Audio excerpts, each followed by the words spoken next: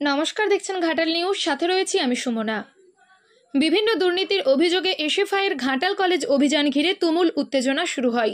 ঘাটাল কলেজের অধ্যক্ষ এসএফআই নেতৃত্বের সাথে দেখা না করায় ঘাটাল পাঁশকুড়া রাজ্য সড়ক অবরোধ করে এসএফআই। ছাত্র ভর্তি সহ বিভিন্ন আর্থিক দুর্নীতির অভিযোগে এই দিন ঘাটাল কলেজে অভিযান করে ভারতের ছাত্র ফেডারেশন তথা এসএফআই। ঘাটাল কলেজের গেটের সামনে তারা বিক্ষোভ দেখাতে শুরু করে। অপরদিকে গেটের ভেতরে টিএমসিপি সমর্থকরা জড়ো হয়, চলে স্লোগান পাল্টা স্লোগান। বক্তব্য রাখছিলেন এসএফআইয়ের রাজ্য সম্পাদক দেবাঞ্জন দে, জেলা সম্পাদক রনিত বেরা, ঘাটাল কলেজের ইউনিট সম্পাদক রাজকুমার রায় সহ অন্যান্য নেতৃত্ব। রাজ্য সম্পাদক কলেজে বহিরাগতরা আসা সহ ছাত্রছাত্রী ভর্তির ক্ষেত্রে আর্থিক অনিয়মের অভিযোগ নিয়ে বক্তব্য রাখেন। এসএফআইয়ের ছাত্র নেতারা ঘাটাল কলেজের অধ্যক্ষর সাথে দেখা করতে চান। অভিযোগ, অধ্যক্ষ তাদের সাথে দেখা করেননি। অধ্যক্ষ রুমে ঢোকার আগে গেটে তালা দেওয়া হয়। এরপর এসএফআই কর্মীরা ঘাটাল পাঁশকুড়া রাজ্য সড়ক অবরোধ শুরু করেন। ঘটনাস্থলে আসে ঘাটাল থানার পুলিশ, পরে অবরোধ উঠে যায়।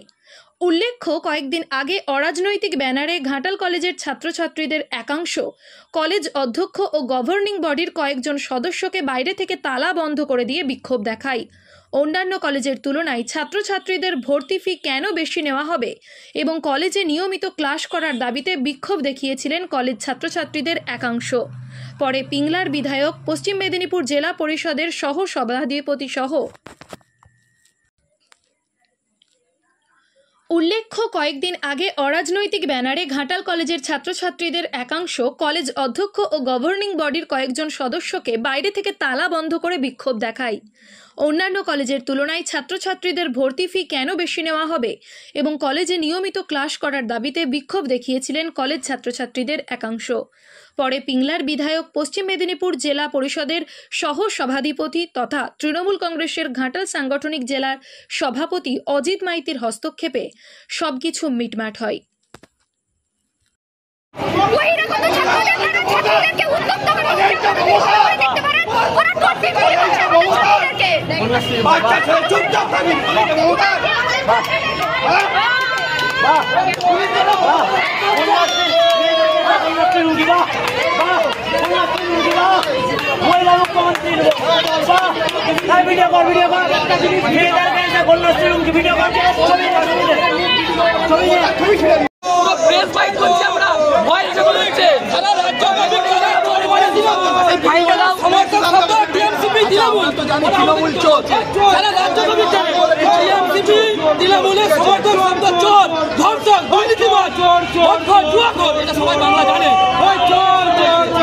আর কি বলার আছে? এই লজ্জার কি আছে?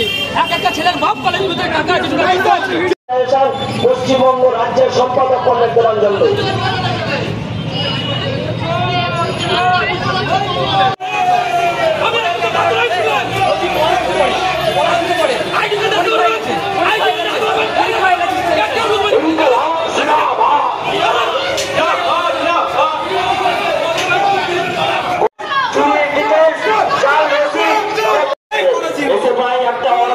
সংস্কৃতি সম্পন্ন দল, বহিরাগতদের নিয়ে চলে না। এতে পারে কোন বহিরাগত ক্যাম্পাসের মধ্যে ঢুকবে না। 5 বছর ধরে দরকার ক্যাম্পাসের মধ্যে বসে থাকার জন্য। এতে পারে রানিং স্টুডেন্টরা বলায় আইডি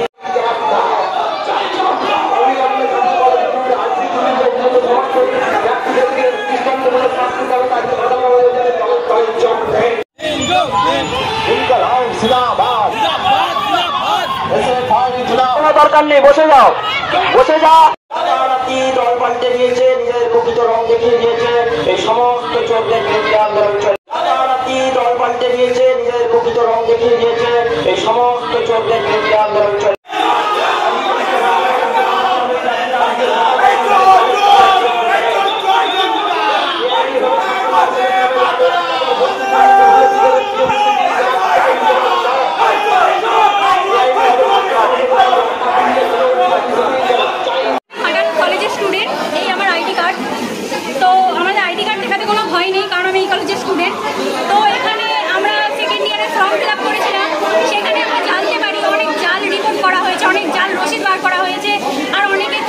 বেশি বেশি টাকা নেওয়া হয়েছে, তো আমরা আমাদের চুরির টাকাটা ফেরত চাই। এটাই আমাদের আর কোনো চাহিদা নেই। আমরা প্রিন্সিপালের সাথে কথা বলতে এসেছি, গেটে তালা দেওয়া হয়েছে।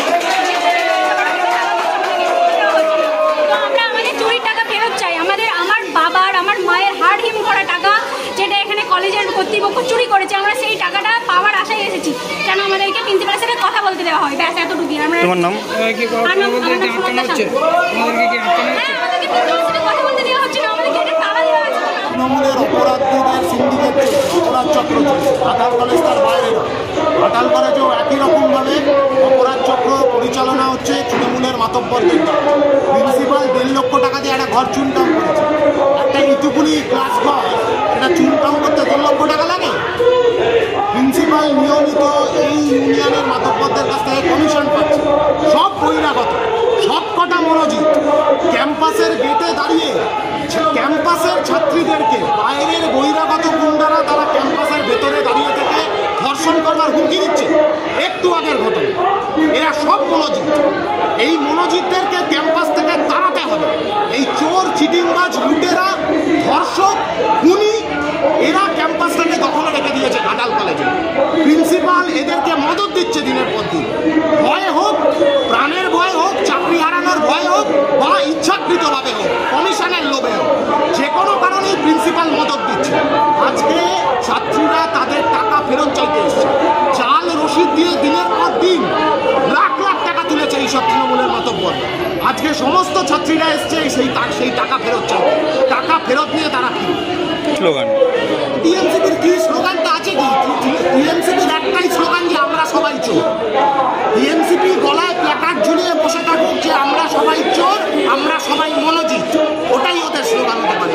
আপনার নাম? এবং